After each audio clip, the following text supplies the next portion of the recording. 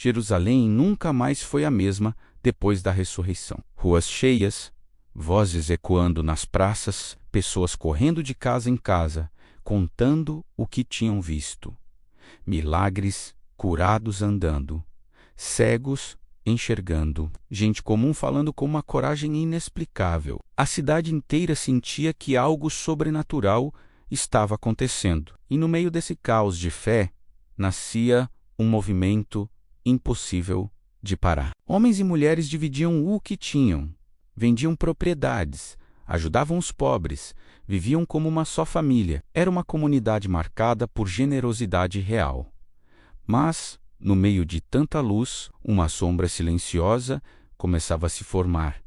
Uma mentira pequena, que terminaria de forma aterrorizante. Os seguidores de Jesus não viviam mais como antes. Muitos vendiam terrenos, casas, posses e entregavam o dinheiro aos apóstolos para que ninguém passasse necessidade. Não era obrigação, não era imposto. Era voluntário, um ato de amor. Ninguém era forçado a nada. Ainda assim, a atitude gerava algo poderoso: respeito. Pessoas que doavam eram vistas como exemplos de fé.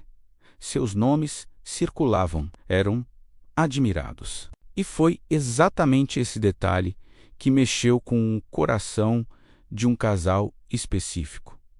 Ananias e Safira, eles também faziam parte da comunidade.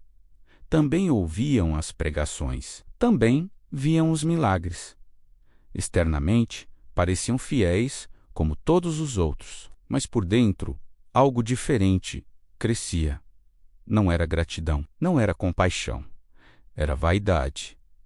Eles não queriam apenas ajudar, queriam reconhecimento, queriam os olhares, queriam os elogios, queriam parecer espirituais sem realmente serem. E foi nesse momento que a decisão errada começou a nascer. Não era sobre dinheiro, era sobre imagem. O plano parecia simples. Venderiam uma propriedade, como muitos faziam, mas guardariam parte do valor em segredo. Até aí, nada de errado. O dinheiro era deles. Podiam guardar o quanto quisessem.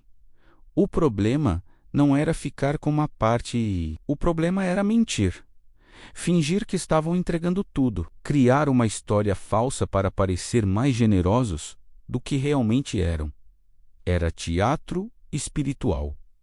Uma fé de fachada. E os dois combinaram cada detalhe. Ninguém saberia, ou pelo menos era o que pensavam. No dia seguinte, Ananias entrou onde os apóstolos estavam reunidos. O ambiente era sério, mas cheio de fé. Ele caminhou confiante, segurando a oferta. Colocou o dinheiro aos pés de Pedro, provavelmente esperando um sorriso, um agradecimento, talvez até admiração pública. Mas o que veio não foi elogio, foi silêncio.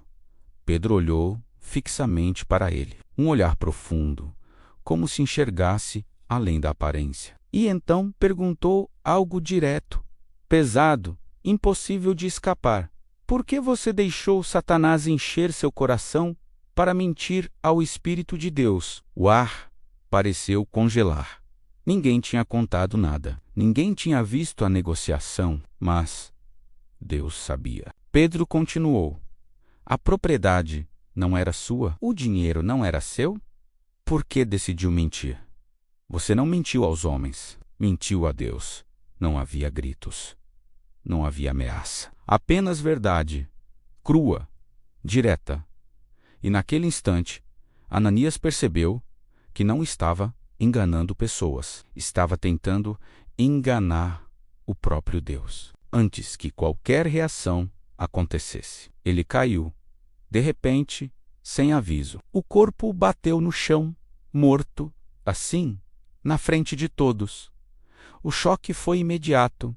Ninguém gritava, ninguém se movia, só o som do próprio coração batendo no peito. Jovens enrolaram o corpo, carregaram para fora e enterraram, sem cerimônia, sem despedida. Um silêncio pesado tomou conta do lugar. Por quê? Pela primeira vez, todos entenderam algo assustador. Deus não estava brincando com a santidade daquela comunidade. Horas depois, Safira chegou. Ela não sabia de nada. Entrou tranquila, talvez esperando a mesma admiração que o marido buscava. Pedro a chamou e perguntou: foi esse o valor da venda? Era a chance, uma última oportunidade para dizer a verdade. Bastava uma palavra. Bastava confessar. Mas ela manteve a mentira. Repetiu exatamente a mesma história combinada. E naquele momento, selou o próprio destino. Pedro respondeu com firmeza: por que vocês decidiram testar o Espírito do Senhor? Os homens que enterraram seu marido estão à porta e levarão você também, antes que pudesse reagir. Ela caiu, morta, no mesmo lugar. O mesmo fim. Os mesmos passos ecoando para carregar mais um corpo. 2 enterros no mesmo dia. Um casal, uma decisão, uma mentira e consequências imediatas. O medo se espalhou por toda a igreja. Não um medo de terror, mas reverência. Ninguém mais tratava a fé como jogo. Ninguém mais fingia espiritualidade. Todos entenderam que Deus não olha apenas para o que entregamos, mas para a intenção do coração. O problema nunca foi o valor do dinheiro. Foi a hipocrisia. Foi querer parecer santo sem ser.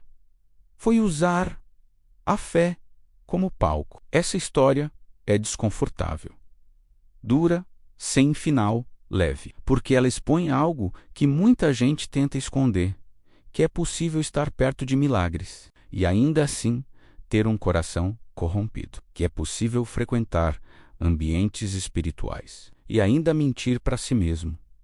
Ananias e Safira não eram criminosos violentos, eram pessoas comuns e mesmo assim caíram por causa de algo que muitos considerariam pequeno. Mas para Deus, integridade nunca é pequena. Verdade nunca é. Detalhe, porque uma mentira contada para parecer melhor pode destruir tudo. E a pergunta que ecoa até hoje é simples e inquietante. Sua fé é real? Ou apenas uma imagem bem ensaiada para os outros verem?